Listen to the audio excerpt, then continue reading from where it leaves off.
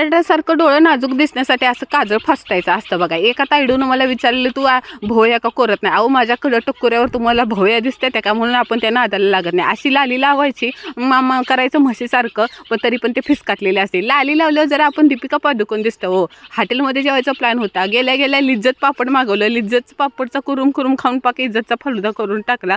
हे बघा भांडी घासायला शिकलेल्याचा फायदा आहे बघा. आज नवीन आयटम मागवलेला होता मस्त पनीर चिल्ली.